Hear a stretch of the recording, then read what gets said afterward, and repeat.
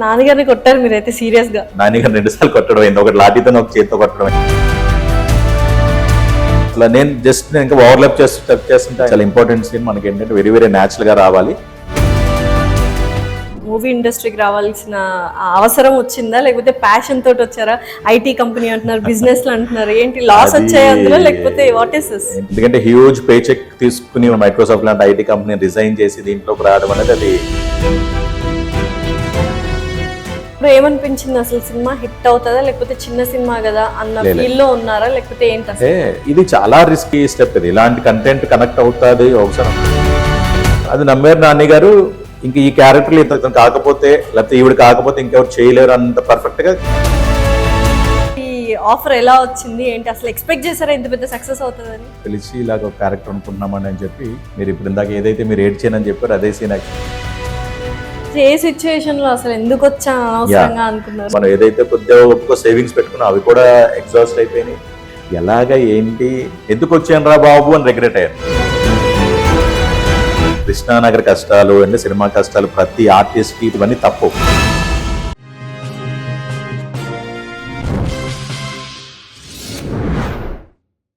Hello everyone. So అందరికీ తెలుసు court movie ఎంత సక్సెస్ఫుల్గా రన్ అవుతుందో. సో అందులో very important character artist role play చేసిన రాజశేఖర్ గారు, అండ్ అందరికీ తెలిసిన సుపరిచితమైన నేమ్ ఏంటంటే శుభోదయం సుబ్బారావు గారుగా ఆయన పరిచయం. అండ్ ఆ మూవీలో ఏడిపించేశారు అందరినీ. సో ఆ మూవీ ఎలా ఉంది, ఆ మూవీ విశేషాలు ఏంటి, అసలు క్యారెక్టర్ ఆర్టిస్ట్ కష్టాలేంటి, ఆ కృష్ణానగర్ కష్టాలేంటి అన్నీ అడిగి తెలుసుకున్నాం. అంటే సాఫ్ట్వేర్లో బిజినెస్లు ఇవన్నీ చేసినప్పుడు కొన్ని ల్యాక్స్లో శాలరీ ఉంటుంది మీకు ఆబ్వియస్లీ. ఇక్కడికి వచ్చాక స్క్రాచ్ నుంచి స్టార్ట్ చేయాలి కాబట్టి పర్ డే అనేది ఇంత ఉంటుంది. సో ఏంటి ఆ మనీ తీసుకున్నప్పుడు ఏమనిపించింది?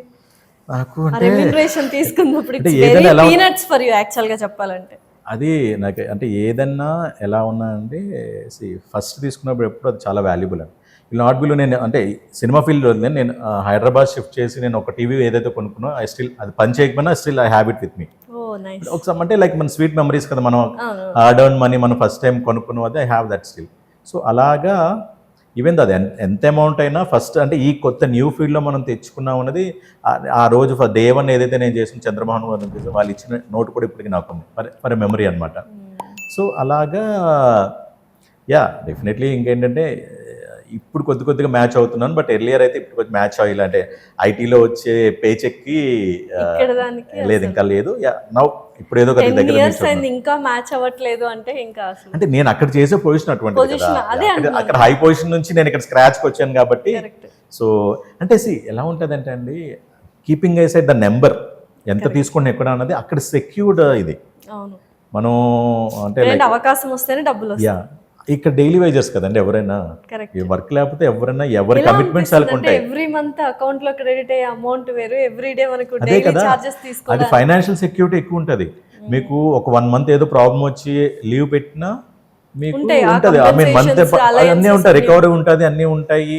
ఓన్లీ థింగ్ ఏంటంటే ఓకే వర్క్ ప్రెషర్ కొద్దిగా ఉంటుంది ఎక్కడైనా, అది కామన్. ఎనీ వర్క్ ఇప్పుడు ఊరికినే డబ్బులు ఇచ్చారు కదా ఎవరు, వర్క్ ప్రెషర్ ఉంటుంది. అదంటే ఫిజికల్ గా కాకపోయినా మెంటల్ గా. ఇప్పుడు మేనేజర్ లెవెల్ ఏముందంటే ఫిజికల్ స్ట్రెస్ ఉండదండి, మొత్తం మెంటల్ స్ట్రెస్ ఉంటుంది.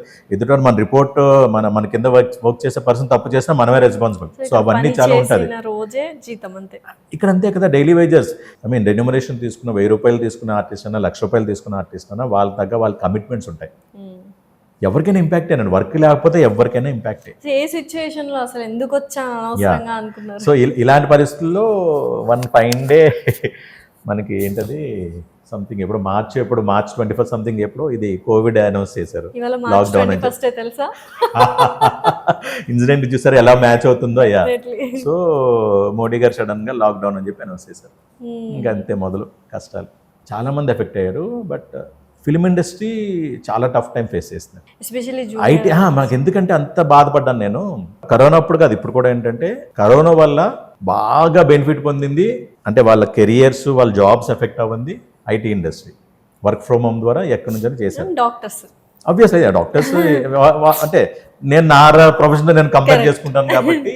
సో అసలు ఎందుకు వచ్చాను రా బాబు, అసలు దాంట్లో ఉండంటే హ్యాపీగా ఇంట్లోకి వచ్చి డబ్బులు తీసుకుంటే మేనేజర్ పొజిషన్ అంటే ఫోన్ ఓన్లీ కాల్స్ అంతే, అంతే ఈమెయిల్స్ ఓన్లీ కాల్స్ అంతే. ఈమెయిల్స్ చేసుకోవాలి, రోజుకి ఒకటో రెండో కాల్స్ ఉంటాయి అంతే. అదే ఎంఎన్సీ అనుకోండి, నైట్ టైం కాల్ ఉంటుంది అంతే, అయిపోయింది. మిగతా టైం అంతా మన ఇష్టం ఇంట్లో ఉండడం, అంటే కరోనాలో ఎలా తిరగలేను అనుకోండి. సో అలాగే ఇక్కడేమో అసలు లేదు, అయిపోయింది. ఏదో మనం ఏదైతే కొద్దిగా సేవింగ్స్ పెట్టుకున్నా అవి కూడా ఎగ్జాస్ట్ అయిపోయినాయి. ఎలాగ ఏంటి ఇన్సిడెంట్లు, అప్పుడు నేను ఆల్రెడీ యూనియన్లో ఉన్నా, Telangana movie and TV artist యూనియన్లో.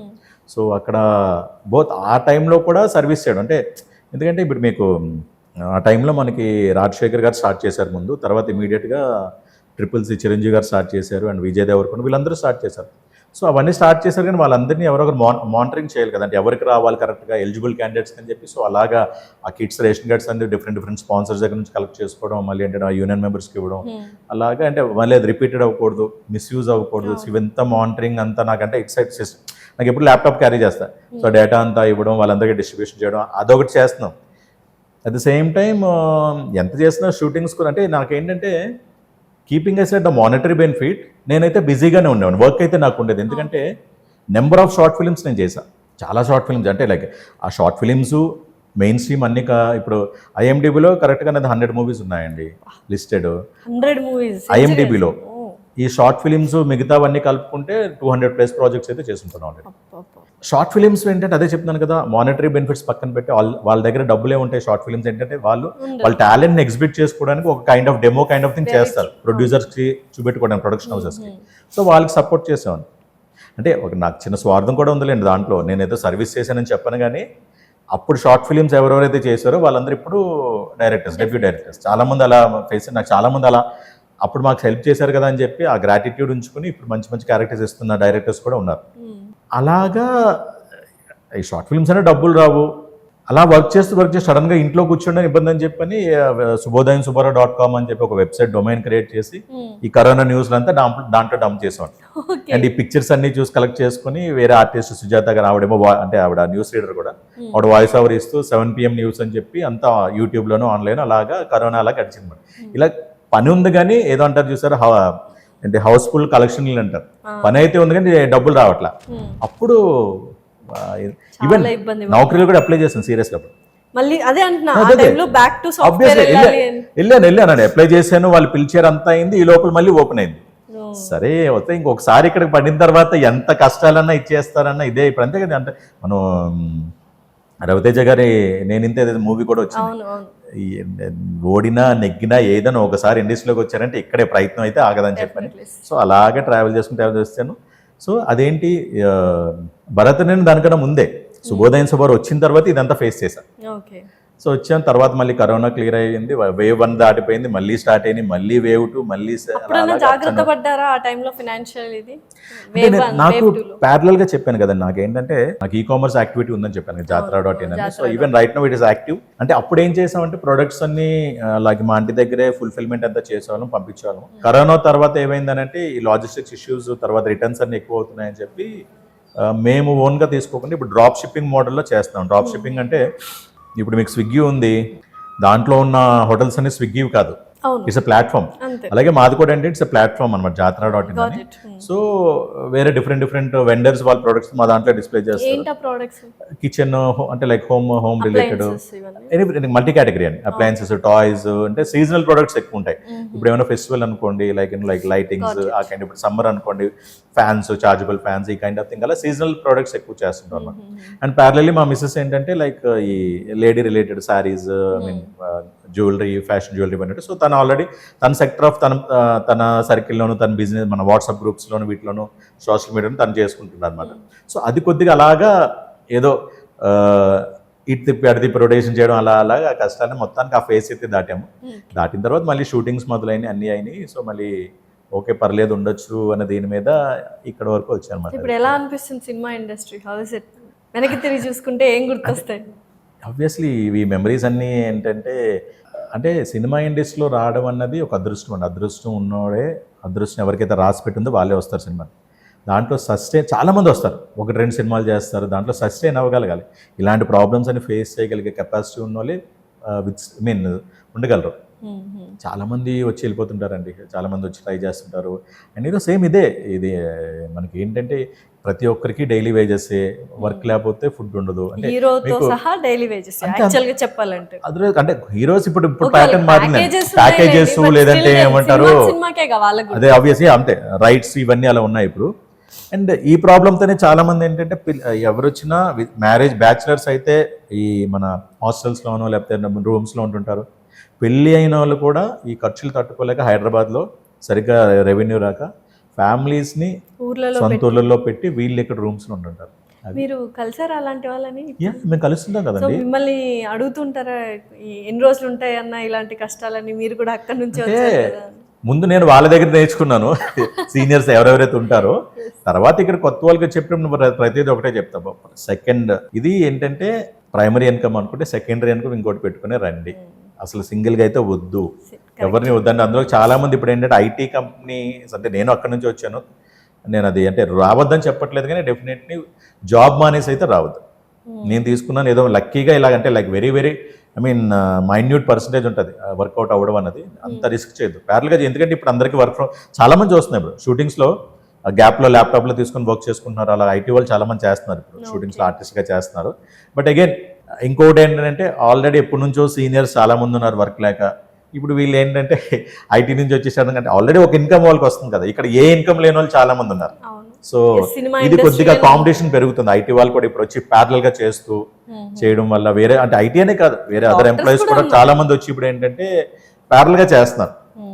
అది ప్యారల్ గా అవుతుంది అంటే ఇప్పుడు ఆల్రెడీ ఎప్పటి నుంచో సీనియర్స్ గా ఉన్న వీళ్ళకి వర్క్ ఎఫెక్ట్ అయిపోతుంది అన్నమాట. సో ఏంటి కాంపిటీషన్ ఫీల్ అవుతుంటారా వాళ్ళందరితో? వీళ్ళు లైక్ చిన్న రైవల్ హ్యూజ్ కాంపిటీ. అంటే మీకు ఎలా ఉంటుంది అంటే మిగతా క్రాఫ్ట్స్ అన్నిటికీ యూనియన్స్ ఉంటాయి మేడం, యూనియన్స్ ఉంటాయి. సో ప్రతి ఒక్కరికి యూనియన్ మెంబర్ అయిన తర్వాతే వాళ్ళు వర్క్ చేయాలి. ఏదైనా ఎంట్రీ ఉంటుంది. అంటే కార్డ్ అంటారు, కార్డ్ హోల్డర్ వాళ్ళకి యాక్చువల్గా వర్క్ ఇవ్వరు. ఒకవేళ ఎక్కడ అడపదడప ప్రొడ్యూసర్స్ ఏమైనా వాడినా అది హ్యూజ్ ప్రాబ్లం అవుతుంది. అంటే లైక్ కంపల్సరీ ప్రతి క్రాఫ్ట్లో యూనియన్ మెంబర్ అన్న కంపల్సరీ ఉండాలి. అది లేని ఓన్లీ ఆర్టిస్ట్కి. అంటే మీకు మా అసోసియేషన్ ఉంది, మా అసోసియేషన్ ఉంది. ఈ నేను ప్రెసిడెంట్గా ఉన్న Telangana movie TV artist union ఉంది. అదే లాస్ట్ టైం మీరు తలసాన్ గారు చెప్పారు కదా, అప్పుడు యాక్చువల్గా మేము ఆర్గనైజ్ చేసాం అదంతా ఆ యాక్టివిటీస్ అవన్నీ. అవునండి, Telangana movie TV artist union. అలాగే ఇంకోటి ఆటా అని ఉంది, ఆర్టిస్ట్ అసోసియేషన్ ఆఫ్ టెలివిజన్. అది ఓన్లీ సీరియల్స్ వాళ్ళు. దానికి ఇంత ముందు వరకు వినోద్ బాల గారు, ఇప్పుడు కౌశిక్ అని చెప్పి ఆయన ప్రెసిడెంట్ గా చేస్తారు. మాది mix of both the things, movie, serials and OTTs, digital కూడా. So we have around 1350 right now, 1350 members ఉన్నారు. సో అన్ని కాంబినేషన్, అన్ని స్ట్రీమ్స్, మూవీస్, టెలివిజన్ అండ్ ఇది కూడా చేసేవాళ్ళం. దీంట్లో ఇంత యూనియన్ ఉన్నా ఏమున్నా అన్ని ప్రయత్నాలు చేస్తాం ఏంటంటే, కానీ ఏంటంటే ఎండ్ ఆఫ్ ద డే ఎవరిని తీసుకోవాలా లేదా అని ఇట్ ఇస్ ప్రొడ్యూసర్స్ డెసిషన్. మీకు దాని గురించి లాస్ట్ ఇయర్ ఇవన్నీ ఏంటది స్ట్రైక్స్ అయినాయి, 24 ఫెడరేషన్ వాళ్ళు స్ట్రైక్స్ చేశారు వేజెస్ గురించి, అలా అయినాయి. కానీ అప్పుడు కూడా ఫైనల్గా వచ్చింది ఏంటంటే ఎవరిని యూటిలైజ్ చేయాలా ఏంటి అన్నది ప్రొడ్యూసర్స్ డెసిషన్. అది యూనియన్ కార్డు ఉందా లేకపోయినా అన్నది ఒక కైండ్ ఆఫ్ ఒక ఏమంటారు మ్యూచువల్ జడ్జిమెంట్గా అప్పుడు చేశారు. సో అలాగా వి కాంట్ ఫోర్స్. ఇప్పుడు ఏంటంటే రిక్వెస్టింగ్ మోడ్లో ప్రతి ఒక్కరిని మేము అప్రోచ్ అవుతుంటాం, సార్ మా యూనియన్ వాళ్ళు కూడా కన్సిడర్ చేయండి అని చెప్పి. ఇప్పుడు ఇంకొక ప్రాబ్లం ఉందండి యాక్చువల్గా ఇండస్ట్రీలో, ఈ మిడిల్ మ్యాన్ అనేది బాగా ఎక్కువైపోయారు. కోఆర్డినేటర్స్, కాస్టింగ్ కోఆర్డినేటర్స్ ఎవరైతే ఉన్నారో, అంటే జెన్యూన్ గా చేసే వాళ్ళు చాలా మంది బాగున్నారు.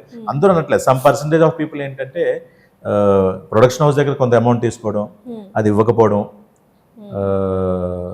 అంటే లైక్ యూజువల్లీ ఏంటంటే 10%, 20% సాధారణంగా తీసుకుంటే ఎవరికి ఇబ్బంది ఉండదు, ఎందుకంటే వర్క్ చూపెట్టారు కాబట్టి. అండ్ వీళ్ళు కూడా ఏం చేస్తుంటారంటే ప్రోగ్రామ్ అప్డేట్ చేయడం అన్ని చేస్తుంటారు. సో వాళ్ళు సర్వీస్ చేస్తారు కాబట్టి ఫెయిర్ ఎనఫ్ 10%, 20% తీసుకోవడం అనేది. బట్ కొంతమంది ఓవర్ అండ్ అబౌవ్ 50%, అంటే అక్కడ తీసుకునే వీళ్ళకి ఇచ్చేదానికన్నా వాళ్ళ కమిషన్ ఎక్కువ తీసుకొని రిటైన్ చేయడం అనేది అలా కూడా తీసుకొని చేస్తున్నారు కొంతమంది.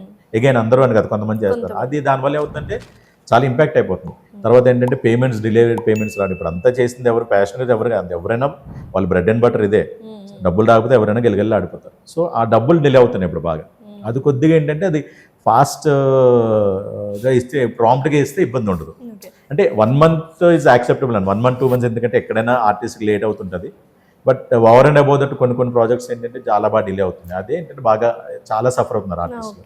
సో ఇప్పుడు ఏదైనా అవకాశం రావాలి అంటే కాంటాక్ట్స్ పెంచుకోవాలి, వాళ్ళతో ఫ్రెండ్షిప్స్ చేయాలి, అండ్ కొంచెం ఆ బటరింగ్ కొంచెం తగ్గి మాట్లాడడం, ఇవన్నీ కూడా ఉంటాయి రైట్. Yeah. అంటే నేను ఇలానే ఉంటాను, నేను కొంచెం యాటిట్యూడ్ గా నేను ఎవరిని పట్టించుకోను అంటే క్యారెక్టర్స్ రావు ఎవరికైనా, ఆబ్వియస్లీ ఎస్పెషల్లీ క్యారెక్టర్ ఆర్టిస్ట్లకి అయితే మరీ దారుణంగా ఉంటుంది పరిస్థితి. ఇప్పుడు సో అలా ఉన్నారా మీరు? సినిమా ఇండస్ట్రీ అనేది బిజినెస్ అండి. మనం ఒక ప్రోడక్ట్ అనుకోండి, like we are selling one product. నా ప్రోడక్ట్ ఏంటి? నా పెర్ఫార్మెన్స్, నా యాక్టింగ్, నా ప్రోడక్ట్. నేను ఆబ్వియస్లీ నేను నాది మార్కెటింగ్ చేయకుండా అమ్మాలంటే ఎలా అవుతుంది? నేను మార్కెటింగ్ చేసుకోవాలి, నన్ను నేను మార్కెటింగ్ చేసుకోవాలి, నా పెర్ఫార్మెన్స్ మార్కెటింగ్ చేయాలి, నా యాక్టింగ్ స్కిల్స్ నేను మార్కెటింగ్ చేసుకోవాలి. ఆ మార్కెటింగ్ చేసుకునే వాళ్ళు ఒక్కొక్కరు ఒక్కొక్క మెథడ్ ఫాలో అవుతుంటారు. రెగ్యులర్గా ఆఫీస్కి వెళ్తుంటారు కొంతమంది. ఈవెన్ ఇప్పుడు యాక్చువల్గా ఏంటంటే ఆఫీస్ స్టూడియో విజిట్ అనేవారు దాన్ని. ఫార్చునేట్లీ నేను ఆ ఫేజ్ దాటిపోయాను. అంటే నార్మల్లీ ఇప్పుడు ఏముందంటే మొత్తం వాట్సాప్ ఇవన్నీ వచ్చేయడం వల్ల, గ్రూప్స్ వచ్చేయడం వల్ల ఏమంటే కాస్టింగ్ కాల్స్ పిలుస్తున్నారు, ఫొటోస్ అడుగుతున్నారు, నచ్చితే పిలుస్తున్నారు. అప్పుడు ఇప్పుడు నేను చెప్పాను, ఇప్పుడు ఇదే కోర్టుకి రమణ గారు నాకు ఫోన్ చేశారని నేను చెప్పాను. సో అప్పుడు వెళ్ళడం వేరు. కానీ చాలా మంది ఏం చేస్తుంటారని అంటే రెగ్యులర్ ప్యాటర్న్ పెట్టుకుంటారు. ఖాళీ ఉన్నామంటే వెళ్ళి ఏదో ఒక ఆఫీస్ అని న్యూసెస్ తెలుస్తాయి. ఇప్పుడు మనకు చాలా అడ్డాస్ ఉన్నాయి. ఇప్పుడు గణపతి అని, లేకపోతే గ్యారేజ్ అని, తర్వాత మణికొండలో భీమాస్ అని, ఇలా కైండ్ ఆఫ్ అంటే ఆర్టిస్టులు అందరూ కొద్దిగా ఈవినింగ్ సమ్ టైం రిలాక్స్ అవ్వడానికి గ్యాదరింగ్ అవుతుంటారు. సో అక్కడ అప్డేట్స్ తెలుస్తుంటాయి. అండ్ తర్వాత మనకి న్యూస్ జర్నల్స్ లేకపోతే టీవీస్ లో కూడా పలానా మూవీ ఓపెనింగ్ అయింది, సోర్సెస్ ఉంటాయి. అంటే వాళ్ళకి ఇన్ఫర్మేషన్ తెలుసుకోవడానికి. సో ఆ ఆఫీసెస్కి వెళ్ళి మళ్ళీ వెళ్తుంటారు, సబ్మిట్ ఫొటోస్ ఇస్తుంటారు, వాట్సాప్లో పంపుతుంటారు. ఈ ప్రాసెస్ జరుగుతుంది. సో ఇదంతా అవాయిడ్ చేసి కోఆర్డినేటర్షిప్ నుంచి బైపాస్ చేయడానికి యూనియన్కి ఒక వెబ్సైట్ కూడా నేను నా చేతిలో పని ఐటీలో ఉన్నాను కాబట్టి యూనియన్కి ఒక వెబ్సైట్ క్రియేట్ చేశాను, tmpu.org అని, tmpu.org. సో దాంట్లో మన వికీపీడియా, IMDb లాగా ప్రతి ఆర్టిస్ట్కి ఒక సెపరేట్ పేజ్ ఉంటుంది, ఒక ప్రొఫైల్. సో ఆ పేజ్ అంటే ఇప్పుడు ఏమవుతుందంటే ఒక క్యారెక్టర్ కావాల్సినప్పుడు మేనేజర్ అయిన ఫొటోస్ అడిగారు అనుకోండి, ఒక ఆర్టిస్ట్గా ఆతృత ఎలా ఉంటుందంటే వాళ్ళు రెండే అడుగుతారు. ఆర్టిస్ట్ ఆతృత ఏంటి? 2 కాదు, నేను ఇంకా డిఫరెంట్ నా పంపుతానని చెప్పి ఫుల్ డంప్ చేస్తాను. అది వాళ్ళ ఫోన్ ఫ్రీజ్ అయిపోద్ది. నేను 2 అడిగినా నువ్వు 10 పంపించావు అని చెప్పి వాళ్ళు బ్లాక్ చేస్తారు. అంటే ఇట్స్ క్వైట్ కామన్. వాళ్ళ ప్రాబ్లం అంతే కదా, ఒక ఫోన్లో ఎంత కెపాసిటీ, ఎంత మెమరీ ఉంటుందని. సో ఇదంతా వాట్ యు కాల్ బైపాస్ చేసి ఇలా ఇష్యూస్ని రిజాల్వ్ చేయడానికి ఒక ఫోటో పంపించి, ఒక రిఫరెన్స్కి ఒక ఫోటో పంపించి కింద లింక్ పంపితే ఆ లింక్లో మొత్తం డేటా అంతా ఉంటుంది. ఆర్టిస్ట్ ఏ మూవీస్ చేశారు, డిఫరెంట్ వర్కింగ్ సీన్స్, వీడియోస్ అన్నీ ఉంటాయి. సో అలాగా ఇండివిజువల్గా పంపుకోవచ్చు. అలాగే వెబ్సైట్ అంతా ఏంటంటే మేనేజర్స్ యూనియన్, డైరెక్టర్స్ యూనియన్లో సర్క్యులేట్ అవుతుంటుంది. సో దాంట్లో ఏంటంటే పలానా క్యారెక్టర్ కావాలని చూస్ చేసుకుంటారు. అక్కడ ఏంటంటే నెంబర్ మేము ఎక్స్పోజ్ చేయం, ఎందుకంటే ఎవరికైనా స్పామింగ్ అవుతుంది నెంబర్ పబ్లిక్ డొమైన్లో ఉన్నప్పుడు. లేడీస్కి అయితే ప్రాబ్లమ్స్ ఉంటాయి, ఎవరో ఒకరు కాల్స్ చేస్తారు. అందుకేంటంటే అక్కడ కాంటాక్టర్స్ అని వస్తారు, చిన్న వాట్సాప్ ఐకాన్, అది మా యూనియన్ ఆఫీస్ మెంబర్కి వస్తారు అనమాట. సో వీళ్ళిద్దరిని మేము కనెక్ట్ చేసి అలాగా క్యారెక్టర్స్ వచ్చేటట్టు చూస్తాం అనమాట. సో మీరు ఇండస్ట్రీలో ఒక 10 years నుంచి ఉన్నారు కాబట్టి చాలా వరకు చాలా మంది మాట్లాడుకునేది ఏంటంటే ఇండస్ట్రీ కల్చర్ కొంచెం ఇబ్బందికరంగా ఉంటుంది అమ్మాయిలకి ఎస్పెషల్లీ అంటారు. సో మీకు ఎలా అనిపించింది? So is it true or?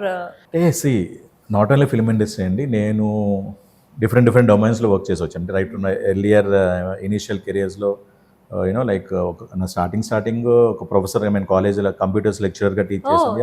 నా స్టార్టింగ్ కెరియర్ అదండి. దట్ వాజ్ లైక్ అప్పుడు ఇంకా నాకు ఇదవ కూడా అవ్వలేదు, like very early stages of my career. నేను చదువుకున్న కాలేజ్లో వెళ్ళి నేను కంప్యూటర్స్ టీచ్ చేసుకున్నాను రాజమండ్రి గవర్నమెంట్ కాలేజ్లో, అలాగే SKR కాలేజ్ ఫర్ ఉమెన్ దాంట్లో. సో అలాగే బ్యాంకింగ్ సెక్టర్ చేశాను, టెలికాంలో చేశాను, IT. ఇప్పుడు ఇండస్ట్రీ ఏ మీడియా చూసుకున్నా ఈ ప్రాబ్లం అన్నది ఉంటుందండి. అది ఇక్కడ అంటే మీకు ఇండస్ట్రీ గ్లామర్ ఇండస్ట్రీ కాబట్టి ఏది జరిగినా ఫస్ట్ ఫోకస్ అయిపోతుంటుంది. అది మెయిన్ పార్ట్. ఎక్కడైనా ఉంటుందండి. అంటే ఈ మేల్ ఫీమేల్ డిఫరెన్సియేషను ఈ కైండ్ ఆఫ్ థింగ్ ఎక్కడైనా ఉంటుంది. బట్ అందరూ like and percentage varies, industry percentage varies ఉంటుంది. అండ్ డెఫినెట్లీ దాన్ని ఎలా డీల్ చేయగలనేది తెలియాలి. ఉంటుంది కాదని అంటే సమ్ పోర్షన్ ఆఫ్ ఎక్కడో చోట అరవదు అలా అని చెప్పి అందరి మీద మనం దాన్ని ఆపాదించలేం. ఇండస్ట్రీ వాళ్ళు అందరూ ఇంతేరబోమని కాదు, ఎక్కడో అరవదడప ఉండొచ్చు. అండ్ డెఫినెట్లీ అలాంటివి జాగ్రత్తగా ట్యాకిల్ చేసుకుంటున్నారు చాలా మంది. అండ్ ఇండస్ట్రీలో ఉన్నప్పుడు అవకాశాలు కానీ లేకపోతే ఉండాలి అంటే ఆ గొడవలు పడడం ఇవన్నీ ఉండకూడదు అంటారు. సో ఎవరితో అయినా కలిసిపోయి మాట్లాడేసి వెళ్ళిపోవాలి అంటారు. సో అలా మీరు ఎవరైనా గొడవలు పడిన సందర్భాలు ఉన్నాయా? లేదండి, ఎవరు గొడవలు కాదు కానీ ఎక్కడ అంటే ఇనీషియల్ అండర్స్టాండింగ్స్ కానీ అట్లా దానికి కాదండి. ఎవరితో గొడవలు ఎందుకుంటాయి? ఇవాళ ఎండ్ ఆఫ్ ద డే ఇప్పుడు ఫర్ ఎగ్జాంపుల్ కిక్ 2 చెప్పాను, 75 days కంటిన్యూస్ చేసాము. సో అలాగే నెంబర్ ఆఫ్ ప్రాజెక్ట్స్ చేస్తుంటే అది వేరు. వాళ్ళతో మాట్లాడుతుంటాం, ఎక్కడో చోట చిన్న మాట వస్తుంది అంటే గొడవ అన్న నేను ఒపీనియన్ డిఫరెన్సెస్ వస్తాయి. ఏదో విషయంలో అంటే ఇప్పుడు ఆబ్వియస్లీ ఇప్పుడు వన్ డే వాళ్ళతో మనం ఏం మాట్లాడతాం, హలో హాయ్ ఏమండి మీ పేరెంట్స్ అంతవరకు అయిపోతుంది. Correct. లెందీ చేస్తున్నప్పుడు ఏముందంటే వాళ్ళతో మాట్లాడతాం, పరిచయాలు పెరుగుతాయి కాబట్టి ఏదో ఒక ఒపీనియన్, ఏదో టాపిక్ వస్తుంది, ఖాళీగా ఉన్నప్పుడు టాపిక్ వస్తుంది, దాని గురించి డిస్కషన్ చేస్తాం, అలాగే ఒపీనియన్ డిఫరెన్స్ వస్తాయి, అది గొడవలు కాదండి. అంటే చిన్న కాన్ఫ్లిక్ట్ ఎక్కడ వస్తుంది అంటే ఇప్పుడు లేదు కానీ నాకు స్టార్టింగ్లో ఒక గ్రూప్ ఉన్నప్పుడు, ఎస్పెషల్లీ గ్రూప్ ఉందనుకోండి, కెమెరా ముందు ఉంటాం, ప్రతి ఆర్టిస్ట్కి కెమెరా ముందు కనబడాలనే ఉంటుంది. అవును, డెఫినెట్లీ. సో అక్కడ పొజిషన్స్ దగ్గర క్లాష్ వస్తుంటది. ఓకే, నువ్వు అటు జరుగు, నేను ముందుకు వస్తాను, నేను వెనక్కి వస్తాను. నెంబర్ ఆఫ్ పీపుల్ ఎక్కువ ఉన్నప్పుడు, కరెక్ట్. మీకు ఒక గ్రూప్ ఉన్నప్పుడు అది ఒక ప్రాబ్లం ఉంటుంది. అండ్ ఆబ్వియస్లీ ఏంటంటే నేను సీనియర్, నేను ముందు ఉండాలి, అలా ఈ కైండ్ ఆఫ్ చాలా ఉంటాయి. సో అక్కడ చిన్న చిన్న నేను ముందుకు వస్తాను, లేకపోతే కంటిన్యూటీ ఇష్యూస్. ఇప్పుడు అక్కడి వరకు ఇతను ఒక ఆర్టిస్ట్ ముందు ఉంటారు, వెనకాల ఆర్టిస్ట్ నేను కనబడట్లేదని చెప్పి కొద్దిగా లైట్ గా ఫ్రంట్కి వస్తాడు, అది కంటిన్యూటీ ప్రాబ్లమ్ వస్తుంది. అప్పుడు డైరెక్షన్ డిపార్ట్మెంట్ వాళ్ళు నువ్వు ఇక్కడ లేవు కదా, వెనక్కి వెళ్ళినట్టు అంటారు. సో ఆ కైండ్ ఆఫ్ దీంట్లో చిన్న చిన్న నేను ముందు నేను వెనకాల నీవే వస్తాయి తప్పితే I don't think artist they are very sensitive and differences నిజంగానే ఆర్టిస్టులకి డిఫరెన్సెస్ అనేది చూపిస్తారు. సీనియర్ ఆర్టిస్టులు, జూనియర్ ఆర్టిస్టులు, ఈ మధ్యలో క్యారెక్టర్ ఆర్టిస్టులు అన్నట్టుగా ఆ డిఫరెన్స్ అనేది చాలా పెయిన్ఫుల్ గా ఉంటుందని విన్నాను. నిజమేనా? అంటే నేను ఫుడ్ విషయంలో కూడా చాలా డిఫరెన్స్ చూపిస్తుంది. ఫుడ్ విషయంలో అదొకటి అంటే మారితే ఏ ఇండస్ట్రీ ఆ ఇండస్ట్రీ అండి. మీకు ఇప్పుడు బాలీవుడ్ లో ప్రతి ఒక్కరు బఫే సిస్టమే, ప్రతి ఒక్కరు అది సేమ్ మెనూ ఉంటుంది. మనకేంటంటే డిఫరెంట్ మెనూ ఉంటుంది. ఆబ్వియస్లీ మీరు అన్నట్టు ఏంటంటే ఒక కైండ్ ఆఫ్ ఆర్టిస్ట్కి ఒకలా ఉంటుంది, ఇంకో ఆర్టిస్ట్ ఇంకోలా ఉంటుంది, అలా మెనూలో తేడా వస్తుంది. అండ్ డెఫినెట్లీ మెనూలో తేడా ఉన్నప్పుడు ఆబ్వియస్లీ కామన్ గా పెట్టలేదు, ఒక్కొక్కరికి ఒక్కొక్క ప్లేస్ లో పెడతారు, అలాగే ఒక్కొక్క క్రాఫ్ట్కి ఒక్కొక్క ప్లేస్లో పెడతారు. పెద్ద పెద్ద ప్రాజెక్ట్స్ అనుకోండి, డిఫరెంట్ సెటప్స్ ఉంటాయి. సో అది పర్సనల్గా నా ఒపీనియన్, అది అందరికీ సేమ్ మెనూ పెడితే బాగుంటుంది. ఎందుకంటే అందరూ ఎవరి పరిధిలో వాళ్ళు సినిమాకే కష్టపడుతున్నారు. డబ్బులు తేడా ఇచ్చుకోండి పర్వాలేదు, ఫుడ్ దగ్గర ఎందుకు చేయడం అనేది నాకు కూడా అది మనం ఏం చేయలేం. అది నా పర్సనల్ ఒపీనియన్ అయితే అందరికీ కామన్ మెనూ ఉంటేనే బాగుంటుంది. నేను అది ఫాలో అయినా. మేము ఒక ఓన్ ప్రొడక్షన్ చేసాం, రుద్రమాంబపురం అని చెప్పి, అది హాట్స్టార్ స్పెషల్స్ వెబ్ మూవీ చేసాం అనమాట. దానికి అలాగే సింగిల్ మెనూ పెట్టాం. అట్లీస్ట్ మనం చేస్తున్న దాంట్లో ఉన్న అలా ఉంటే అది ఉంటే అంటే ఓకే, ఎవరు వర్త్ బట్టి వాళ్ళకి పే చేయొచ్చు. ఫుడ్ దగ్గర కూడా డిఫరెన్స్ ఏంటంటే నాకు చిన్న ఫీలింగ్ అని. సో ఈ యాక్టింగ్ కాకుండా ఇంక 24 క్రాఫ్ట్స్ లో ఏదైనా ఇంట్రెస్టెడ్ గా ఉన్నారా? అంటే నేను ఆల్రెడీ చెప్పాను కదా, నాకు బీయింగ్ ఫ్రమ్ ఐటీ నాకు ఏంటంటే నాకు బిగ్గెస్ట్ అసెట్ వచ్చి పీపుల్ మేనేజ్మెంట్ అండి. ఆ ప్రాసెస్ లోనే రాజమండ్రిలో JCC and junior chamber international ఉన్నాయి, దాంట్లో ప్రెసిడెంట్ గా జోన్ ప్రెసిడెంట్ వరకు జోన్ వైస్ ప్రెసిడెంట్ వరకు చేశాను. ఇప్పుడు కూడా ఏంటంటే యూనియన్ లో ప్రెసిడెంట్ గా చేస్తున్నాను. అండ్ నేను more into like people management కాబట్టి production side I more interested అండి. డబ్బింగ్ కూడా అంటే ఫుల్ ఫ్లెడ్జ్ చేయను, కానీ నేను అంటే లైక్ కొన్ని కీ క్యారెక్టర్స్ కావాలంటే, బేస్ వాయిస్ కావాలంటే నన్ను పిలుస్తుంటారు. నాకు అంటే డబ్బింగ్ యూనియన్లో నేను మెంబర్ కూడా కాదు, బట్ తెలిసిన కో డైరెక్టర్స్ వాళ్ళందరూ పిలుస్తుంటారు. మీరు కూడా ఒక ప్రొడ్యూసర్ అవ్వే ఛాన్సెస్ ఉన్నాయి ఫ్యూచర్ లో. అంటే ప్రొడక్షన్ చేసి అదేనండి, ప్రొడ్యూసర్ వేరు, ప్రొడక్షన్ చూసుకోవడం వేరు, ప్రెజెంటర్ వేరు. ప్రొడ్యూసర్ అనేవారు ఎవరు, దేవుడు, డబ్బులు పెట్టేవారు. ఎందుకంటే ఆ ప్రొడ్యూసర్ డబ్బులు తీస్తేనే మనం అందరూ ఉండేది. క్యాస్ట్ అండ్ క్రూ అంతా ఆయన పే చేస్తే మనం వర్క్ చేస్తున్నాం. సో నేను ప్రొడ్యూసర్ అంత డబ్బులు పెట్టి ఆ రేంజ్కి అయితే లేదు, కానీ ప్రొడక్షన్ లైక్ అంటే నేను ఎన్విఎల్ ఆర్ట్స్కి సీఈఓనండి. సో ఆ పోర్ట్ఫోలియోలోనే ఆ డెసిగ్నేషన్తోనే మూవీ కూడా చేయడం జరిగింది. ఎండ్ టు ఎండ్ అది నేనే చూసుకున్నాను అనమాట. అంటే like right from day one pre production నుంచి పోస్ట్ ప్రొడక్షన్, తర్వాత షూటింగ్ అంతా, అండ్ ఈవెన్ హాట్స్టార్లో వెళ్ళడం అదంతా నేనే చూసుకున్నాను. సో డెఫినెట్ అది ప్రాపర్గా టైం డెడికేట్ చేసి చేసుకున్నాను. అది కాకుండా నా ఫ్రెండ్స్ చాలామంది ఇప్పుడైతే చెప్పాను కదా, ఇంతకుముందు షార్ట్ ఫిల్మ్స్ చేసిన వాళ్ళందరూ ఇప్పుడు డెబ్యూ ప్రాజెక్ట్స్ చేస్తున్నారు. వాళ్ళకి నేను ఇన్పుట్స్ ఇస్తున్నా. ఇన్పుట్స్ ఇచ్చి అంటే లైక్ ఏంటంటే ప్రాజెక్ట్ ఫామ్ చేసేటట్టు ఎవరిని అంటే వాళ్ళు కొత్త అని చెప్పడం కానీ అంత పరిచయాలు ఉండవు. సో నాకు ఇప్పుడు ఏంటంటే ఉన్న కొద్ది కాలంలో ఏంటంటే కొద్దిగా నెట్వర్క్ బాగానే పెరిగిందండి నాకు. సో దాని మీద ఏంటంటే ఒక కథ డైరెక్టర్ ఒక కొరియోగ్రాఫర్ డిఓపీలు, లేకపోతే మ్యూజిక్ డైరెక్టర్, లేకపోతే ఎడిటర్, వీళ్ళు బాగుంటారని చెప్పి ఆ కైండ్ ఆఫ్ థింగ్ అంటే హై లెవెల్లో ఇన్పుట్స్ అనేది ఆల్రెడీ ఒక 3 ప్రాజెక్ట్స్కి అయితే నేను చేస్తున్నాను. అండ్ ఆబ్వియస్లీ మా ఫ్రెండ్స్తో కాబట్టి డెఫినెట్లీ దాంట్లో నేను క్యారెక్టర్స్ చేస్తూ వాళ్ళకి ఈ కైండ్ ఆఫ్ అంటే లైక్ హై లెవెల్ ఇన్పుట్స్ ఇవ్వడం చేస్తాను. సో డ్రీమ్ రోల్ ఏమైనా ఉందా? డ్రీమ్ రోల్ అంటే స్పెసిఫిక్గా అలా ఏం లేదండి. ఏదైనా మనం చేయాలి, ఇందాక నేను చెప్పినట్టు డైలాగ్ ఉన్నా లేకపోయినా. అండ్ నాకు ఎస్పెషల్లీ ఇప్పటి వరకు ఏంటంటే భరత్ అనే నేను తర్వాత చెప్తాను, శుభోదయం శుభారా అయిన తర్వాత ప్రామినెంట్ క్యారెక్టర్స్ వస్తున్నాయి. But it is limited 1 or 2 scenes, but really prominent. అంటే కథతో లింక్ ఉన్నవి, లేదంటే ఏమో లైక్ ఇన్ఫర్మేషన్ రివీల్ చేసేవి, ఆ కైండ్ ఆఫ్ క్యారెక్టర్స్ అనేవి వస్తున్నాయి. లేదా సినిమా అంతా ఉంటాం, అంత ప్రామినెంట్ కాదు, అక్కడ ఇక్కడ. But luckily court is combination of both these things. కోర్టులో గణపతి అనే క్యారెక్టర్ ప్రామినెన్స్ ఉంది, అండ్ లెందీగా అక్రాస్ అంటే డైలాగులు మహా అయితే 3 చోట్ల ఉన్నాయంతే, బట్ క్యారెక్టర్ అనేది ఏంటి, ఆ పెయిన్ అనేది మొత్తం సినిమా అంతా ట్రావెల్ అయింది. సో నాకు ఆబ్వియస్లీ ఇది భరత్ నేను ఒక ఫేజ్ అయితే, సెకండ్ ఫేజ్ అంటే నెక్స్ట్ లెవెల్ అనేది ఇది కోర్టు. సో చూడాలి, నెక్స్ట్ కూడా కమింగ్ ప్రాజెక్ట్స్ ఉన్నాయండి. సో ఈ ప్రాసెస్లో అంతా ఏంటంటే నేను చూసుకునేది డైలాగ్ ఉందో లేదో, ప్రామినెంట్ క్యారెక్టరా కాదా. when a director is calling and offering your character, who are we to reject it? అంతే. ఏదో అది ఎక్కడ ఎలా పాపప్ అవుతుంది. ఇప్పుడు ఇదే శుభోదయం సుబ్బారావు అంతేనా, ఒక సీన్ అయినా లేకపోతే అని చెప్పి నేను రేట్ చేస్తుంటే అసలు శుభోదయం సుబ్బారావు అంటే లేడు. అండ్ డెఫినెట్లీ రాజశేఖర్కి ఇంత రికగ్నైజేషన్ రాదు. అదే 10 ఏళ్ళు గడిచింది కదా, ఇంకా మనము క్యారెక్టర్ చూస్ చేసుకునే స్టేజ్కి ఎప్పుడు వెళ్తామో అని నేను అదే చెప్తాను అంటే ఇప్పుడు మనం ఓకే ఇప్పుడు అడుగుతారు, ఫోన్ చేస్తారు, ఏంటి క్యారెక్టర్, ఫస్ట్ ఇదే అడుగుతారు, క్యారెక్టర్ ఏంటండి, వాళ్ళని అడుగుతా, ప్రామినెంటే కదా, నాకు కథ తెలీదు, you are the best judge. ఇప్పుడు నేను చేస్తున్న మూవీస్ మీకు తెలుసు, నాకు మ్యాచ్ అయిందంటే వీల్ గో హెడ్ అండి, మీరే జడ్జ్ చేసి చెప్పండి, ఎస్ ఆర్ నో మీరే చెప్పండి అని చెప్తాను.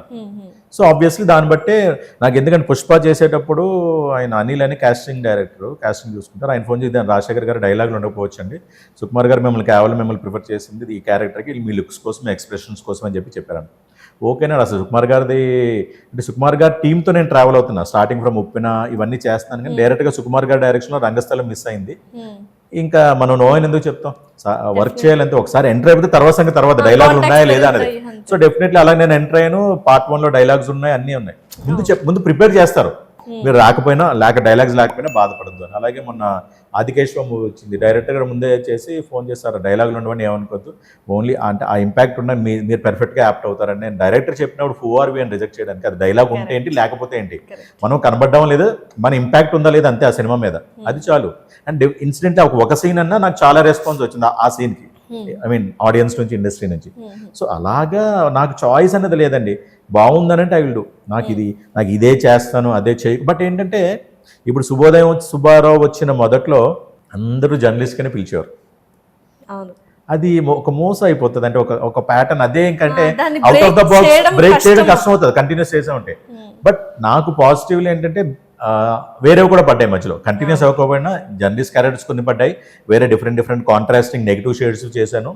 అండ్ జర్నలిస్ట్లో కూడా different variation, suppose for example ఇప్పుడు మీరు దూత చూసారనుకోండి, దూత మన విక్రమ్ కుమార్ గారిది, మీకు శుభోదయం సుబ్బరావు అనేది ఇట్స్ ఎ టిపికల్ క్యారెక్టర్, అంటే తన నెగిటివ్ ఫ్లేవర్ అని కూడా ఉండదు, తన జాబ్ తను చేసుకుంటున్నాడు, తన జాబ్ ఏంటి, పేపర్ సర్క్యులేషన్ పెంచాలి, so as a part of his job out of the way రాస్తున్నారు. వేరాస్ దూతాలో వచ్చి కరప్టెడ్ జర్నలిస్ట్, అంటే సారీ టు సే దిస్, ఆ మూవీలో ఉన్న ప్రతి journalist corrupted journalist, including Naga Chaitanya గారు కూడా. వాళ్ళ క్యారెక్టరైజేషన్ అటువంటిది, అంటే కరప్టెడ్ ఇన్ ద సెన్స్ నిజాన్ని దాస్తారు, అబద్ధాన్ని ఎంకరేజ్ చేస్తారు. అన్ఫార్చునేట్లీ ఇప్పుడు అందరూ అలానే అయిపోయారు అనుకుంటా. అంటే నేను ఇప్పుడు దాన్ని నేను కమెంట్ చేయట్లేదు, నేను సినిమాల గురించే మాట్లాడుతాను, అయినా ఓపెన్ నా మనసులో పాయింట్ నేను చెప్తున్నా. సో ఇప్పుడు ఎవరిని నేనేం మాట్లాడలేదు, క్యారెక్టర్స్ మాట్లాడుతాను, ఆ సినిమాలో ఉన్న క్యారెక్టరైజేషన్స్ గురించి మాట్లాడుతున్నాను. సో దాంట్లో కూడా నాకు విక్రమ్ కుమార్ గారు పిలిచి అసలు ఏం మాట్లాడాలి, పిలిచారు ఆడిషన్ అనుకున్నా, ఒక 5 minutes చిట్ చాట్ చేశారు, ఆయన కూడా ఇన్సిడెంట్లీ ఆయన అక్రాస్ ద గ్లోబ్ ట్రావెలర్ ఇంగ్లీష్లోనే మాట్లాడుకున్నాం, జస్ట్ ఫైన్ సార్ మీకు డేట్స్ ఇస్తారు వెళ్ళిపోండి అని చెప్పారు. ఓన్లీ ఒకటే అడిగారు, మీరు స్టంట్స్ చేశారా ఇంతకుముందు అని.